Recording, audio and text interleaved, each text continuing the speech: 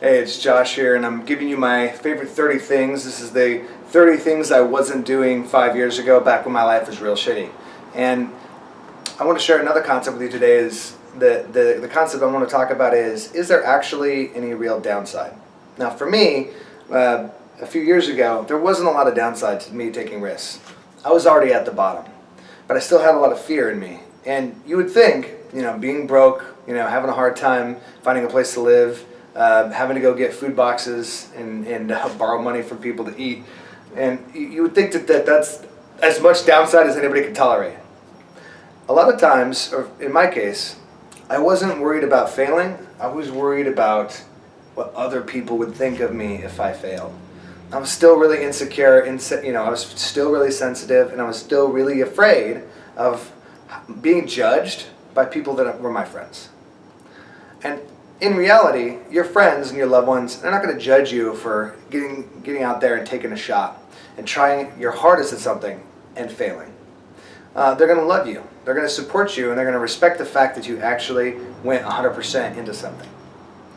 The reality is you have to square up with other people's point of view not being your main driver. Because if you are trying to live through other people's perspective, and you're not just going to not be successful now, you're going to have a really hard time being successful at anything in the future. Now, you may already know this, but I didn't. So this last tip is there any real downside to taking a risk? Because you're probably already in pain. Hey, maybe your body hurts. Why not, sign up for the Couch to 5K program? You're already broke. Why not spend a little bit of money? Put the last few $100 on your credit card and then get an Uber account and start driving. Like, why not? If you're already in pain, go ahead and do something about it. Go ahead and take your action. Go and see what happens. Because what's the worst? You're going to be out a couple more $100 a few weeks.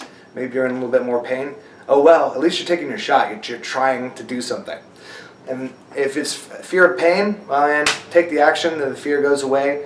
If it's fear of what other people will think, then that's never going to go away if you don't do something. So, what's the question? Is there real downside to taking action? Is there real downside to doing what you want to do? Maybe, but maybe not. All right, I'm going to share you with my favorite habits that got me way back when, that got me moving forward. These are the 30 things that I wasn't doing 5 years ago, and I'm trying to give you as much access and as much knowledge, as much help as I possibly can, so hopefully you don't have to do the same things. All right, this is Josh, and I'll see you real soon.